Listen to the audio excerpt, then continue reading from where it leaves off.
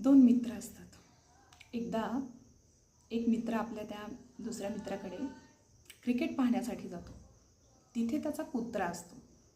तो कुत्रा ना वेगळाच आवाज काढत असतो. आता ज्याच्या घरचा आहे त्याला तर नेहमीची सवय, त्याला काही वेगळेपणा वाटत नाही. पण जो दुसरा आहे तो इरिटेट होतो आणि विचारतो की हा आवाज का वेगळा विचित्र काढतोय, काय झालं याला? तर तो म्हणतो, अरे काही नाही, त्याचं नेहमीचंच आहे. त्याला ना त्रास होतोय. म्हणे कशाचा त्रास होतोय? ती खाली खिळा आहे म्हणे तिथे, तो खिळा त्याला टोचतोय. मग तो उठत का नाही म्हणे. पण इतका पण टोचत नाही की त्याला उठावं लागेल.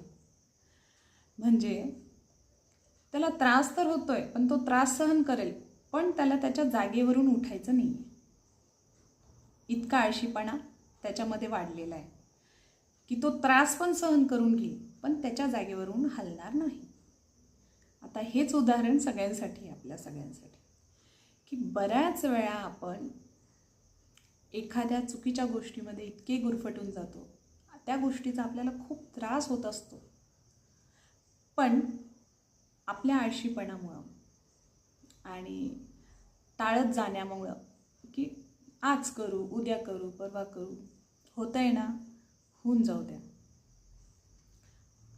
जोपर्यंत आपण त्यावर काही ॲक्शन घेत नाही, त्या ह्याच्यातून बाहेर पडत नाही, तोपर्यंत सोल्युशन कसं भेटेल? व तो त्रास सहन करत बसतो आपण, पण त्यातून बाहेर पडत नाही. मग अशा वेळी भगवंत आपल्याला पुश करतो आणि ते चांगलं पण आहे, कारण त्याच्याशिवाय बरेच जण इतके आळशी असतात ना की ते निघत नाही त्यातून बाहेर. म्हणून कधी कधी आपल्याला तो त्रास सहन करावा लागतो, पण तो थोड्या वेळाचा असतो.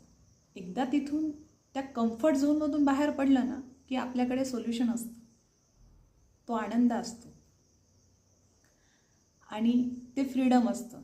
पण फक्त आपल्याला तो खिळा टोचत असताना ना तिथे बसून राहायचं नाही. Take action, take solution. त्या प्रॉब्लेममध्येच बसून राहणं म्हणजे जस्ट गो विथ फ्लो याचा अर्थ असा नाही घ्यायचा. ॲक्शन घ्यायची, त्यातून बाहेर पडायचं. बघा कोणाकोणाला कसं कसं समजतंय. नाही तर बरेच जण चांगल्या गोष्टीतून पण चुकीचे अर्थ काढतात आणि चुकीच्या गोष्टींमधून पण चांगले अर्थ काढतात. बघा, भगवंता तुम्हाला सद्बुद्धी देव.